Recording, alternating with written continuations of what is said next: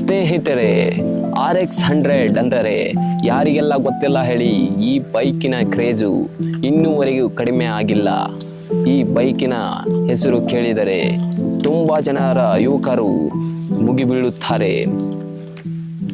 ನಮ್ಮ ದೇಶದಲ್ಲಿ 100ಕ್ಕೂ ಅಧಿಕ ವಿವಿಧ ರೀತಿಯ ಬೈಕ್ಗಳು ಲಾಂಚ್ ಆಗಿವೆ. ಆದರೆ ಅದರಲ್ಲಿ RX-100 ಕೂಡ ಒಂದು. ತುಂಬ ಜನರ ಮನಸ್ಸು ನಿದ್ದೆಗೆಡಿಸಿದಂಥ ಬೈಕ್ ಅಂದರೆ ಅದು RX-100. ಈ ಬೈಕು 80ರ ದಶಕದ ಆಗಿನ ಕಾಲದ ಯುವಕರ ಫೇವ್ರೆಟ್ ಬೈಕ್ ಆಗಿಯೂ ಕಂಡು ಬಂದಿದೆ ಸ್ನೇಹಿತರೆ. ಈ ಬೈಕಿಗೆ ಈಗಲೂ ಕೂಡ ತುಂಬಾನೇ ಕ್ರೇಜಿ ಫ್ಯಾನ್ಸ್ಗಳು ಇದ್ದಾರೆ ಸ್ನೇಹಿತರೆ. ಜನರು ರಾಯಲ್ ಎನ್ಫೀಲ್ಡ್ ಹೇಗೆ ಇಷ್ಟಪಡುತ್ತಾರೋ ಅದೇ ರೀತಿ 80ರ ದಶಕದಲ್ಲಿ RX-100ಗೂ ಕೂಡ ಅದೇ ರೀತಿಯ ಮೋಹವಿತ್ತು ಜನರಲ್ಲಿ. ಈ ಬೈಕು ಸ್ಪೀಡಿಗೆ ಹೆಸರುವಾಸಿಯಾಗಿತ್ತು ಮತ್ತು ಆಗಿನ ಕಾಲದ ರೌಡಿಗಳು ಮತ್ತು ಕಳ್ಳರು ಈ ಬೈಕನ್ನು ಉಪಯೋಗಿಸುತ್ತಿದ್ದರು. ಇಷ್ಟೊಂದು ಜನರ ಮನಸ್ಸು ಗೆದ್ದ ಈ ಬೈಕು ಸ್ಟಾಪ್ ಮಾಡಿದ್ದೇಕೆ ಎಂಬುದನ್ನು ತಿಳಿಯೋಣ. ಈ ಬೈಕನ್ನು ಲಾಂಚ್ ಆದ 11 ವರ್ಷಗಳಲ್ಲೇ ಸ್ಟಾಪ್ ಮಾಡಲಾಯಿತು. 1996ರಲ್ಲಿ ಈ ಬೈಕನ್ನು ಸ್ಟಾಪ್ ಮಾಡಲಾಯಿತು ಯಮಹಾ ಕಂಪನಿ. ಈ ಬೈಕ್ ಲಾಂಚ್ ಆದಾಗ ಇದರ ಬೆಲೆ ಎಷ್ಟಿತ್ತು ಎಂಬುದನ್ನು ಪೂರ್ತಿ ವಿಡಿಯೋವನ್ನು ನೋಡಿ ಪೂರ್ತಿ ಡೀಟೇಲ್ಸ್ ಆಗಿ ತಿಳಿಸುತ್ತೇನೆ.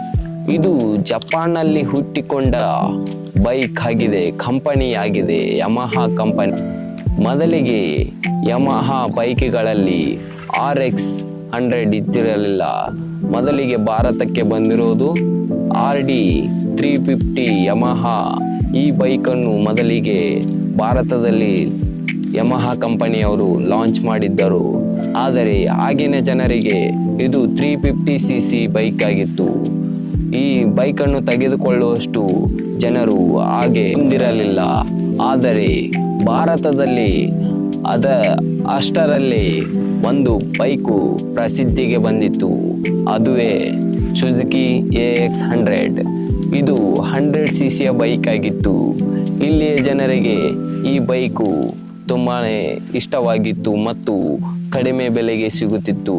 ಹಾಗಾಗಿ 350 RD 350cc ತೆಗೆದುಕೊಳ್ಳಲು ಜನ ಹಿಂಜರಿದರು. ಹಾಗಾಗಿ ಯಮಹಾ ಕಂಪನಿಯವರೇ ತಲೆ ಕೆಟ್ಟು ನಾವು 100cc ಬೈಕನ್ನು ತಯಾರಿಸಿ ಮಾರ್ಕೆಟಿಗೆ ಬಿಡಬೇಕೆಂದು ಇಚ್ಛಿಸಿ ಆಗಲೇ ತಯಾರು ಮಾಡಿದಂಥ ಬೈಕ್ ಇದು RX-100. ಇದಕ್ಕೆ ಅವರು ಯಮಹಾ ಕಂಪನಿಯವರು ತಮ್ಮದೇ ಆದಂಥ ಸ್ಪೀಡನ್ನು ಹೊಂದಬೇಕು ಮತ್ತು 100cc ಆದರೂ ಚೆನ್ನಾಗಿ ಲುಕ್ಕಿಂಗ್ ಆಗಿ ಕಾಣಬೇಕೆಂದು ಈ ಬೈಕನ್ನು ಲಾಂಚ್ ಮಾಡುತ್ತಾರೆ. ಈ ಬೈಕು ಆವಾಗ ಭಾರತ ಮಾರುಕಟ್ಟೆಯಲ್ಲಿ ಅಲ್ಲೋಲ ಕಲ್ಲೋಲ ಆಗುವಂತೆ ಈ ಬೈಕು ಮೆಚ್ಚುಗೆಯನ್ನು ಪಡೆಯಿತು. ಈ ಬೈಕು ಮಾರುಕಟ್ಟೆಗೆ ಬಂದ 10 ವರ್ಷಗಳ ಕಾಲ ತುಂಬಾನೇ ಕ್ರೇಜನ್ನು ಹೊಂದಿತ್ತು. ಈ ಬೈಕಿಗೆ ಸರಿಸಾಟಿನೇ ಇಲ್ಲದ ಹಾಗೆ ಇದರ ಮಹತ್ವವನ್ನು ವಹಿಸಿತ್ತು. 100cc ಆದರೂ ತುಂಬಾನೇ ಫಾಸ್ಟ್ ಆಗಿ ಸ್ಪೀಡ್ ಆಗಿ ಹೋಗುವ ಬೈಕ್ ಆಗಿತ್ತು. ಈ ಬೈಕು 1 ಲೀಟರ್ ಪೆಟ್ರೋಲಿಗೆ 40 ಮೈಲೇಜ್ ಬರುತ್ತಿತ್ತು. 4 ಸ್ಪೀಡ್ ಗೇರ್ ಬಾಕ್ಸ್ ಅನ್ನು ಹೊಂದಿತ್ತು. 100cc ಸ್ಪೀಡ್ ಅನ್ನು ಹೊಂದಿತ್ತು ಸ್ನೇಹಿತರೆ. ಇದರ ವೇಟ್ ನೋಡುವುದಾದರೆ ತುಂಬಾನೇ ಲೈಟ್ ವೇಟ್ ಆಗಿತ್ತು ಸ್ನೇಹಿತರೆ.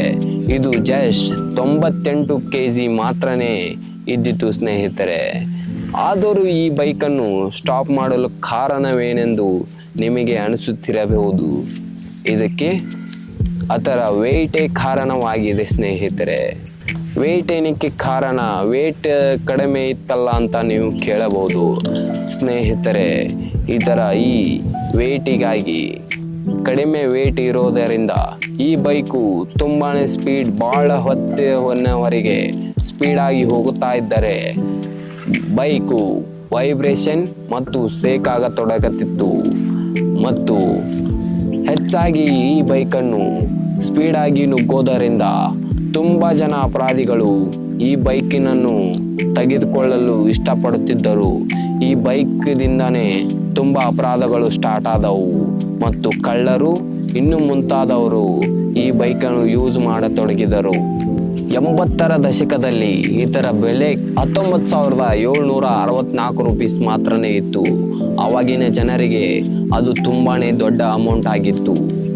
ಈ ಬೈಕನ್ನು 11 ವರ್ಷಗಳಲ್ಲಿ ಬ್ಯಾನ್ ಮಾಡಲಾಯಿತು. ಈ ಕಾರಣಗಳಿಂದ ಬ್ಯಾನ್ ಮಾಡಲಾಯಿತು.